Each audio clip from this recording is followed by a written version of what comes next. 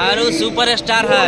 और समाज हमेशा तरक्की के रास्ते इंडिया कंपनी का पूरा नाम सिर्फ एक चीज है जो समाज को बदल सकती है और देश को बदल सकती है और दुनिया को बदल सकती है, वो है शिक्षा।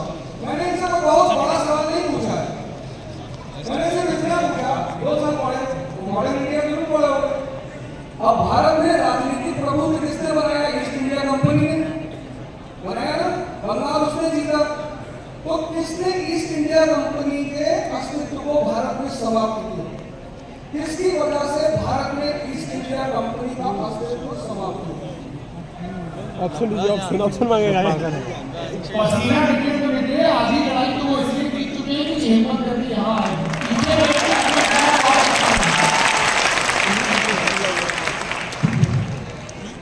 सभी को नमस्कार, मेरा नाम सौरभ कुमार है। देखिए कई सारे फैक्टर्स हैं जिसमें एक सबसे बड़ा फैक्टर मैं ये मानता हूँ कि जब अंग्रेज हमारे देश में आए, उन्होंने अपना शासन एस्टैब्लिश किया, तो मुझे ऐसा लगता है कि लोगों को बहुत एक लंबे काल तक समझ ही नहीं आया कि वो गुलाम है और बहुत 1813 में 1813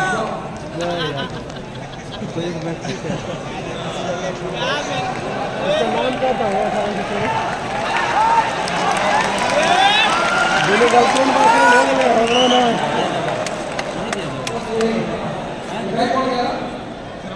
ये बहुत बड़ी बात है।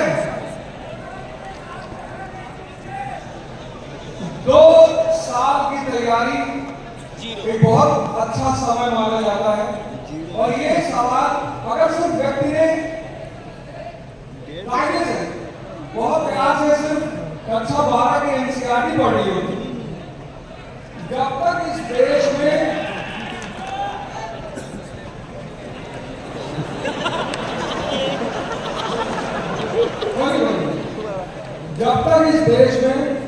रैंचो मॉडल की शिक्षा का विकास नहीं होगा। अभी मॉडल ज्वाइन कैसे करेगा? रख लो, हजम कर लो, समझने की कोशिश मत करना। ईस्ट इंडिया कंपनी एक ट्रेडिंग कॉर्पोरेशन थी, भारत के सामान को ले जाकर विदेशों में बेचती थी, यही उसका फायदा था। 1750 में औद्योगिक क्रांति हो गई। जब औद्योगिक क्रांति हो गई तो ब्रिटेन में एक नया तबका पैदा हो गया, मैन्युफैक्चरिंग क्लास, उत्पादक वर्ग। उस उत्पादक वर्ग का जो इंटरेस्ट था वो ईस्ट इंडिया कंपनी के इंटरेस्ट से अलग था।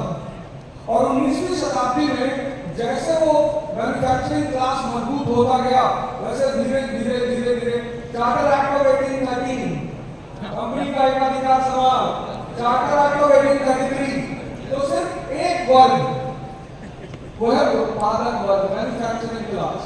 जब तक शिक्षा का आधार अंतर्दृष्टि का विकास नहीं होगा, तब तक वो चाहे बिहार का समाज हो, चाहे यूपी का समाज हो, चाहे बंगाल का समाज हो, उसका विकास और उत्थान नहीं होगा। बजाओ मैं अभी पूरे शो के दौरान यहाँ रहूंगा और समय समय पर मैं आकर आप लोगों से मिलता रहूंगा और आप लोगों से सविनय निवेदन है, जितने भी गेस्ट आ रहे हैं वो जब यहाँ से जाएं तो कम से कम आप सबकी तारीफ करें कि आप बहुत अच्छी जर्नी थी और बहुत